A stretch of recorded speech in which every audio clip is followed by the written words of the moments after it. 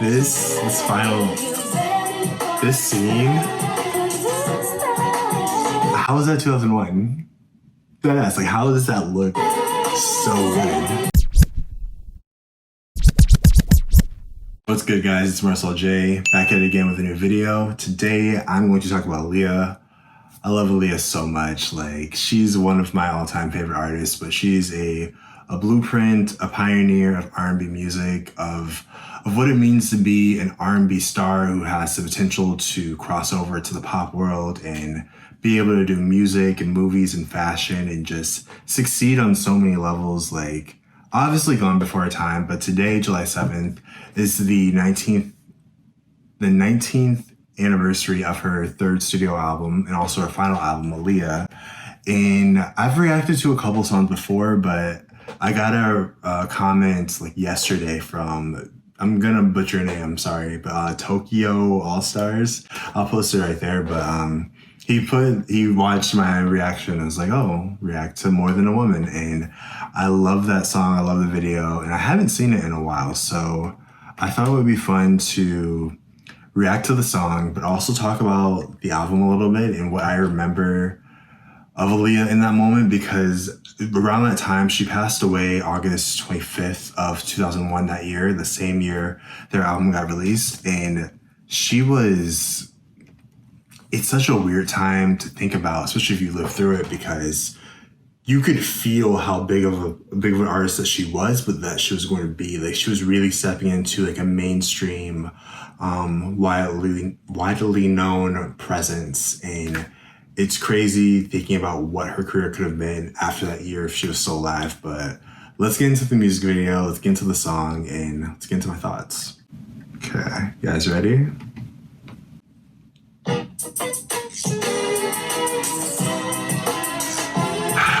I automatically feel good.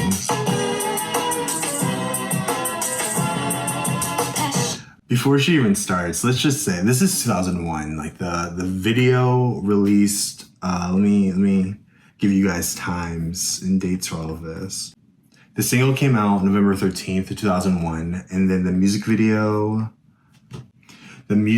came out January 14th, 2002, like a widespread release with BET, MTV, and VH1. And it's so early 2000s, but at the same time, it's so fucking modern and fresh. And I could honestly see, not to compare artists, but at the same time, I feel like all the artists I would say right now would say like they are inspired by Aaliyah. But I could picture a Ryan Destiny, I could picture a Tinashe 100% making a video like this in 2020 and it being just being so dope. Like, this video is so iconic and so relevant still to this day. Like,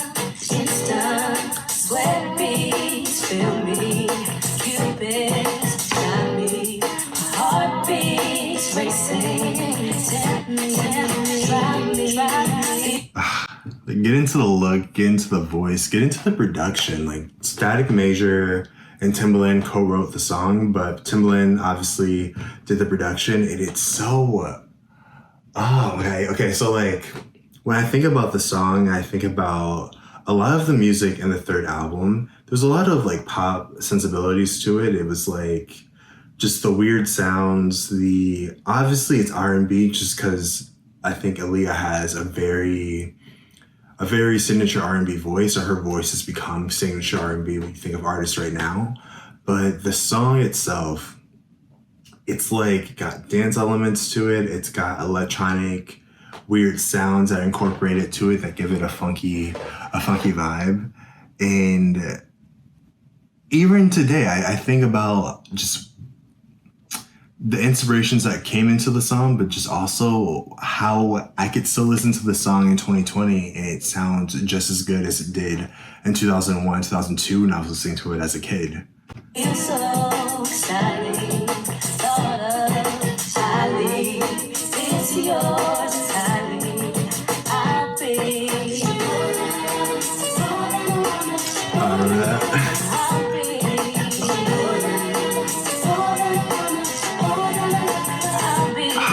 And the way that she dances, like, she has such a cool unbothered vibe, and but at the same time, like she hits her moves so cleanly. And man, I'm sorry that I feel like I don't know if I'm speaking normally as I do in these videos, but it's just so many artists leave this earth too soon. And thankfully, you're left with their music, you're left with interviews, with movies, with the art that they create. But you can't help but think about what they would be doing or where they would be if they were still here today, creating music and making their mark. Like 2001, we can speak a little bit on the third album, Aaliyah.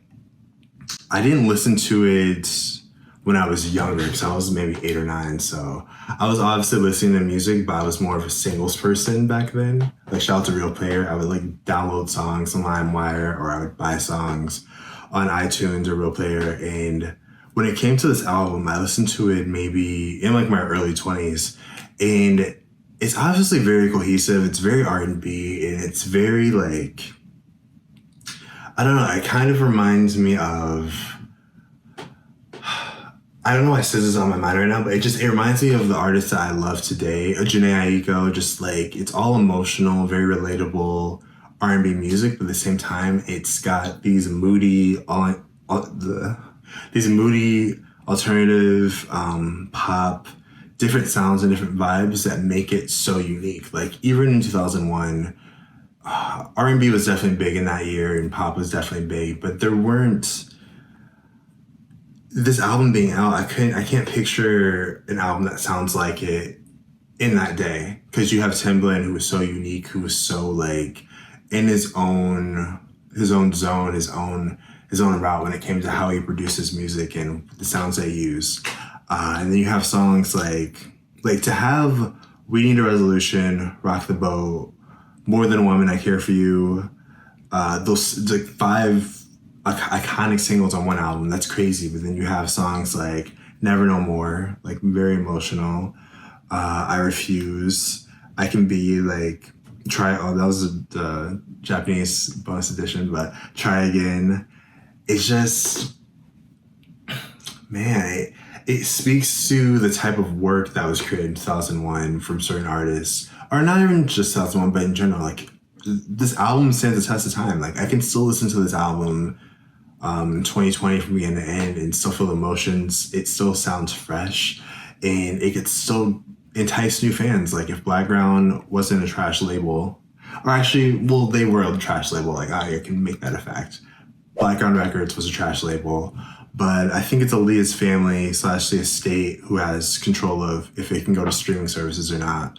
But if that album was on a streaming service right now, there would be new generations who would get into it and become fans of her, because it still sounds good. It still sounds relevant. And just seeing this video just brings back so many emotions, so many memories of 106 in Park and TRL. And it's good to remember artists of the past.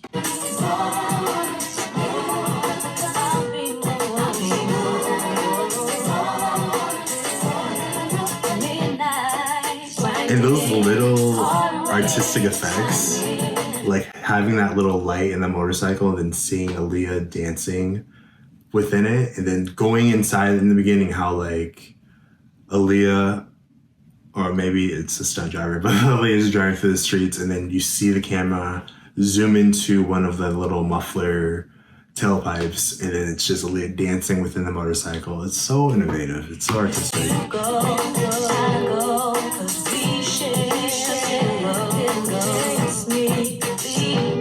There's still no separating. Morning massages, newborns in your closet. I feel more than a lover, more than a woman, more than a lover. I said I'll be more than a woman, more than a lover. Yeah. Forever a fucking bop. I haven't even gotten into like the lines and the meaning of the song for me, which is why I like doing the most when it comes to these videos, like hearing the story behind everything. So we're gonna get into some of the lyrics, but hearing this song so many times and like kind of reflecting on it now as a 26-year-old person, more than a woman, it's just, I feel like it's an anthem of confidence, of knowing that Aaliyah herself, the artist or the person, the woman in the song, in the story, brings a lot to the table. And she can be whatever, kind of like she can be whatever you want her to be, whatever she needs to be. But at the same time, like, her being herself, her being a woman is like more than enough for you. Like, she says to herself in the hook, like, I'll be more than a lover, more than a woman, more than your lover. And then it repeats. But at the end it goes, I'll be more than a lover, more than a woman, more than enough for you. Like,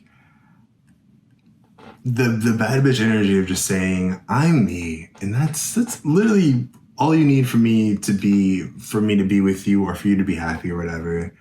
Going deeper into the song, let's see. Verse 2, midnight grinding, heart rates climbing, you go, I go, cause we share pillows. Chase me, leave me, there's still no separating, morning massages, with new bones in your closet, I'll be. So, in such a, like, succinct English, in such a short way, Aaliyah says so much, and she offers like a little bit of sex, but at the same time, she's not being too vulgar with it. She's showing confidence and saying there could be new people that you date, new bones in your closet, but I'll still be that person that you're thinking about, that you're still sharing pillows with, that you're sharing memories with, morning massages, midnight grinding, having sex at night. What am I trying to say with all this? Basically, the way that I'm sure Aaliyah had a hand, or like had say in like the lyrics and like the vibe of the song, but the way that Timbaland and Static Major wrote it, it's like, it's kind of like the blueprint or the template of the unapologetic bad bitch that we have today in the music industry, like the Rihannas, the Tinashes, the Beyoncés on levels. Like, the way that Aaliyah sounds is, it's now a timeless feel. But in that time, like, it had to have sounded so innovative in 2001 for her to be this, for the most part, like before this album, a very strictly R&B type artist. And she's now like exploring different sounds. She's definitely more of a pop vibe. Watching the music video directed by Dave Meyers, like, the production in it's showcasing an artist that's ready to be in the next phase, the bigger stage of her career. And this is all just so interesting to witness and to reflect on. And I'm on Genius right now, and in an interview, Aaliyah said, I'm a young adult now. I want that to show through on the album. My writers, we talk and I incorporate what I told them in the lyrics. All of us have grown, so all of that shows through in the work. I push them to dig deeper into themselves. So yeah, like, what makes this song and what makes the album and just the singles throughout the years from Aaliyah, what makes them so good and so believable is the delivery. I always believe what Aaliyah's saying, and I always believe that Aaliyah has a hand in the creative side of her art, and that also speaks to just how the music can continue to sound good and continue to be relevant over time.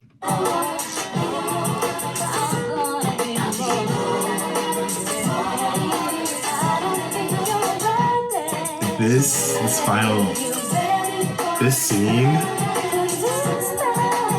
how was that 2001? That's like, how does that look so good?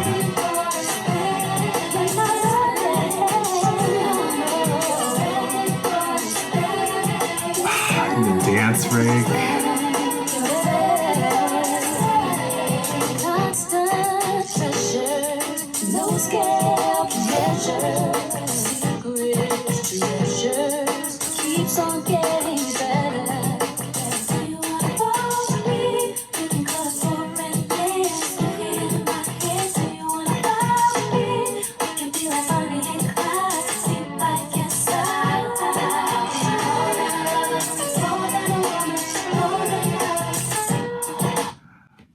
lyrics are so catchy, but something about the production, maybe because there's so many sounds and so many things that kind of keep it stuck in your brain. The song is an earworm. It's such an obvious hit. But I wonder, let's see, how did it do on the charts back then? So in the US, its peak position on the R&B charts was number 7, and then top 40, it was number 19, which is pretty good.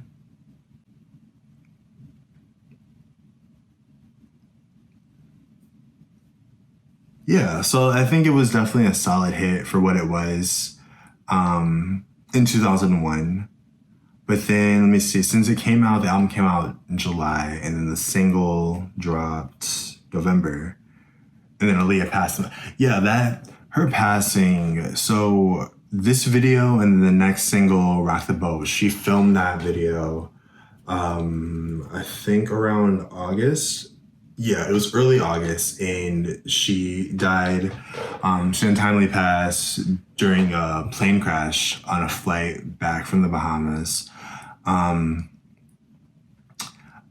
only it's such a freak accident, it's such a crazy thing to think about, like that moment in time, but also it was just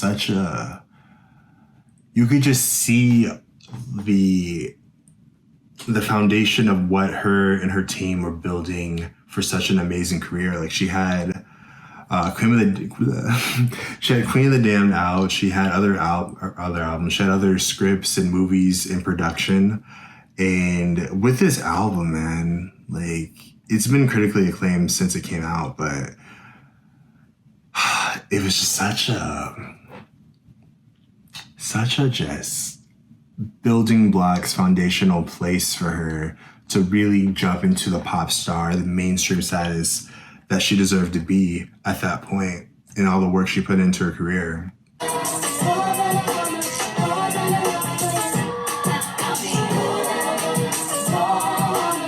I'll never get over this video.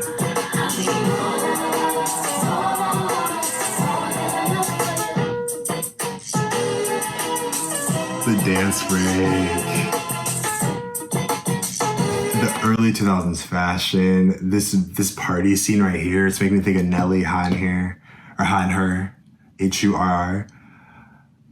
It's such a moment in time. And this is why music videos are so important. Like, I've believed that since I was young enough or old enough to care about music videos, and I was obsessed with MTV and BET and VH1 and music magazines and all that. But these videos, they just capture a moment in time for an artist, for the style, for the vibe of an era, the music of an era. And it's so dope to be able to, since you can't hear Aaliyah since you can't hear most Aaliyah albums, I think maybe the first album's still on there, but since you can't hear her music on streaming services, to be able to go on YouTube and watch all of these moments visually, it's a blessing. And it's so dope to just see how, even though so many things change in time, this style, it's still here. It's still being remixed, and it's being showcased in different ways, but at the same time in the same ways, of people having throwback styles or vintage styles. And it's dope to see how we're all inspired by different artists, by different people throughout the years.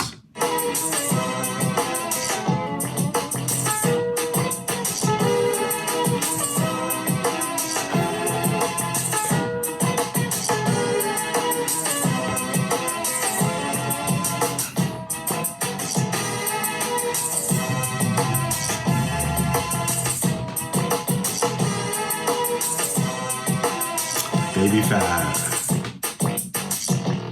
The Towel.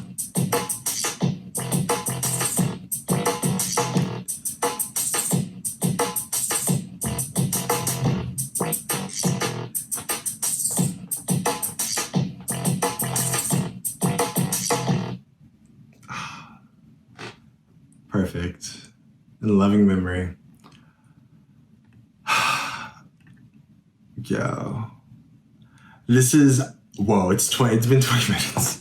Okay, so that was my reaction for More Than a Woman. If you want to see me react to more Aaliyah songs, definitely leave the recommendation or the song in the comments. I would love to do it. I would love to continue to revisit these moments of the early 2000s, of the 90s, and just get nostalgic, because there'll never be another, but it's also so beautiful to see an artist like Aaliyah, like in her prime, or not even in her prime yet, just in her fucking zone, doing her thing and living through her art. It's dope. If you like the video, give me a thumbs up, subscribe to the channel. New videos coming out every week. And that's all I gotta say for this one. That's all I gotta say for this one. Thank you for checking me out. I'll see you guys in the next video. On to the next.